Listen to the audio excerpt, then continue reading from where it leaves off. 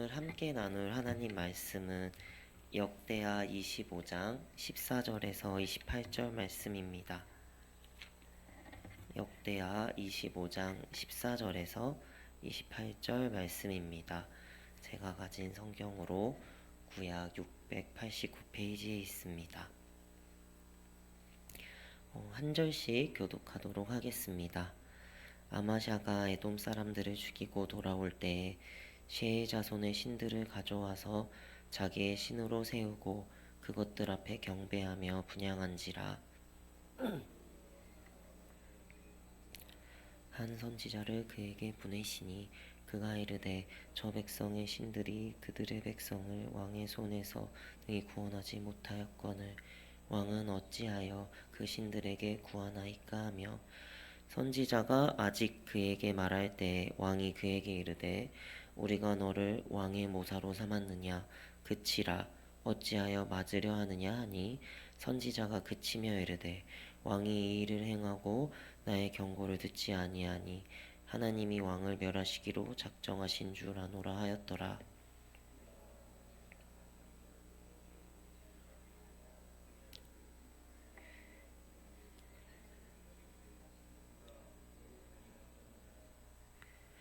이스라엘 왕 요아스가 유다 왕 아마샤에게 사람을 보내어 이르되 레바논 가시나무가 레바논 백향목에게 전가를 보내어 이르기를 내 딸을 내 아들에게 주어 아내로 삼게 하라 하였더니 레바논 들짐승이 지나가다가 그 가시나무를 짓밟으니라. 내 마음이 교망하여 자긍하는도다. 내 궁에나 있으라. 어찌하여 화를 자초하여 너와 유다가 함께 망하고자 하느냐 하나, 아마샤가 듣지 아니하였으니 이는 하나님께로 말미암은 것이라. 그들이 에돔 신들에게 구하였으므로 그 대적의 손에 넘기려 하심이더라. 요아스가 올라와서 유다 왕 아마샤와 더불어 유다의 벳세메스에서 대면하였더니 유다가 이스라엘 앞에서 패하여 각기 장막으로 도망한지라.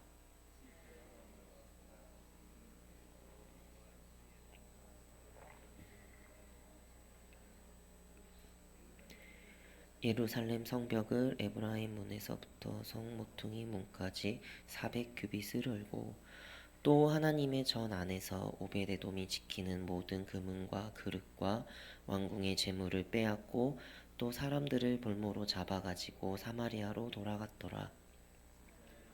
요아스의 아들 요아스가 죽은 후에도 유다 왕 요아스의 아들 아마샤가 15년간 생존하였더라. 아마샤의 이외에 처음부터 끝까지의 행적은 유다와 이스라엘 열왕기에 기록되지 아니하였느냐. 돌아와서 여호와를 버린 후로부터 예루살렘에서 무리가 그를 반격하였으므로 그가 라기스로 도망하였더니 반역한 무리가 사람을 라기스로 따라 보내어 그를 거기서 죽이게 하고 그의 시체를 말에 실어다가 그의 조상들과 함께 유다 성읍에 장사하였더라. 아멘. 우리의 인생에서 시험은 언제 찾아올까요? 대부분 어떤 일에 실패했을 때나 인생이 바닥을 치고 있을 때 찾아온다고 생각합니다. 그러나 성경을 자세히 살펴보면 하나님의 사람들에게 진짜 무서운 시험은 오히려 성공의 순간, 승리의 자리에 있을 때 찾아왔다는 것을 발견하게 됩니다. 그 이유는 실패 앞에서는 누구나 하나님을 찾고 무릎을 꿇지만 승리의 자리에서는 스스로를 의지하고 교만에 빠지기 쉽기 때문입니다. 그리고 오늘 함께 읽은 역대하 25장의 아마샤 왕 역시 같은 시험을 받게 됩니다. 아마샤 왕은 남유다의 왕으로 즉위하여 처음에는 하나님 말씀을 따라 군사를 정비하여 에돔과의 전쟁에서 놀라운 승리를 경험했으나 전쟁하고 돌아오는 길에 큰 실수를 저지르게 됩니다. 14절 말씀입니다. 아마샤가 에돔 사람들을 죽이고 돌아올 때 세 자손의 신들을 가져와서 자기의 신으로 세우고 그것들 앞에 경배하며 분향한지라. 아마샤는 하나님의 도움으로 승리했음에도 불구하고 그는 패배한 민족의 신을 전리품으로 가져와 섬기기 시작했습니다. 이 행동은 왕이 국가의 신앙 방향을 바꾸는 것이었고, 하나님께서 주신 승리를 인간의 힘으로 이룬 것처럼 왜곡하는 행위였습니다. 그때 한 선지자가 아마샤 왕에게 와서 이렇게 말합니다. 그 우상들은 자기 백성조차 구원하지 못했는데 왜 그런 것들에 구하느냐고 말이죠. 그때 아마샤 왕은 회개하기는커녕 선지자에게 내가 너를 참모로 삼았느냐 조용히 하라고 말하였습니다. 아마샤 왕의 승리는 교만을 낳고 그 교만은 하나님의 음성을 막았습니다. 베드로전서 5장 8절 말씀을 살펴보면 근신하라 깨어라 너희 대적 마귀가 우는 사자같이 두루 다니며 삼킬 자를 찾나니 아멘. 성경을 살펴보면 마귀는 실패한 자만을 노리는 것이 아닙니다. 오히려 승리한 자, 교만한 자, 방심한 자를 더욱 무너뜨리려고 합니다. 왜냐하면 승리의 맛을 본 이후에 쉽게 넘어지기 때문입니다. 그래서 하나님께서는 우리에게 늘 항시 깨어 있으라고 경고하고 계십니다. 선지자였던 엘리야도 갈멜산에서 하나님의 불로 말미암아 바알과 아세라 선지자 850명을 모두 죽였을 때 이 사실을 나중에 안 이세벨이 엘리야를 죽이려고 하여 엘리야는 광야로 도망쳤습니다. 이처럼 엘리야도 승리 직후에 큰 시험을 받았으며 베드로는 주는 그리스도시요 살아계신 하나님의 아들이십니다라는 고백으로 예수님께 칭찬을 받았지만 그 직후 예수님의 십자가의 길을 막으려고 하다가 사탄아 내 뒤로 물러가라 라는 책망을 들은 것처럼 칭찬 이후에 큰 시험을 받았습니다. 예수님께도 이런 시험은 있었습니다. 오병이어 기적 후 수많은 사람들이 예수님을 그 자리에서 왕으로 세우려고 했습니다.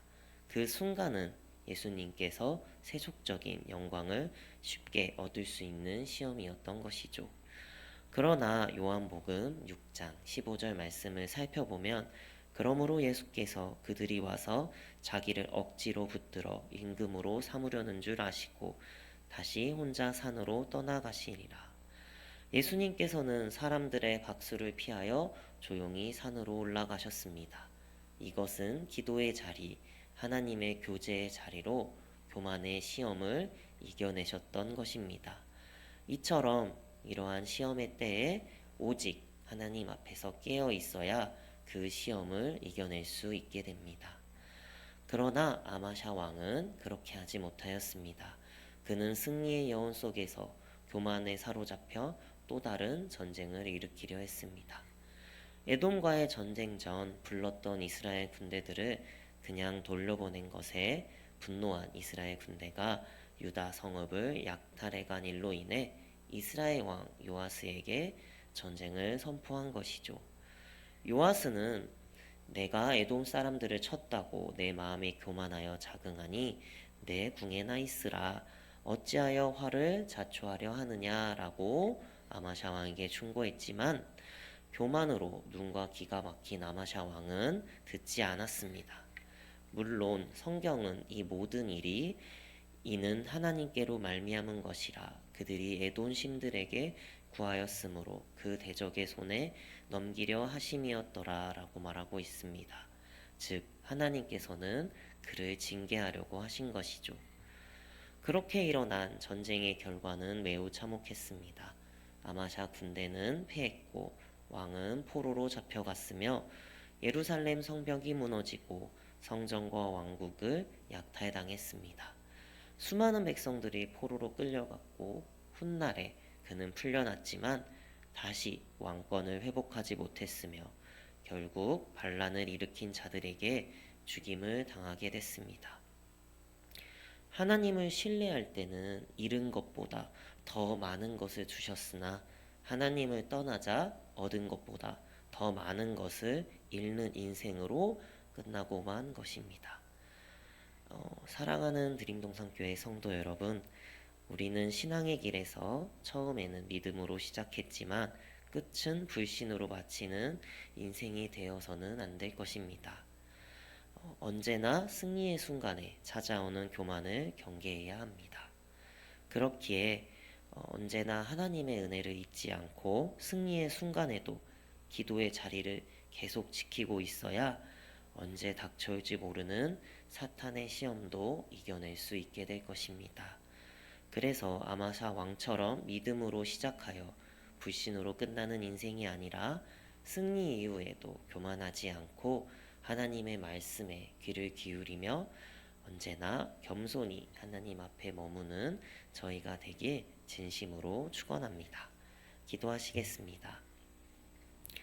사랑과 은혜가 풍성하신 하나님, 아마사 왕의 삶을 통해 승리의 순간에도 방심하지 않고 깨어 있어야 함을 알려주시니 감사드립니다. 언제나 교만과 자만의 시험 앞에서 무너지지 않게 하시고 엘리야가 낙심했던 그 자리에 서지 않게 하시며 베드로처럼 사탄의 도구가 되는 어리석음을 범하지 않게 하여 주시옵소서. 우리의 시작과 끝을 주관하시는 주님, 우리의 모든 것을 주관하시는 분이 하나님이심을 잊지 않게 하여 주시고 매일매일을 주님의 은혜로 살아갈 수 있게 하여 주셔서 끝까지 믿음을 지켜 승리의 면류관을 받는 저희들이 되게 하실 줄 믿고 감사드리며 이 모든 말씀 예수 그리스도의 이름으로 기도드립니다. 아멘.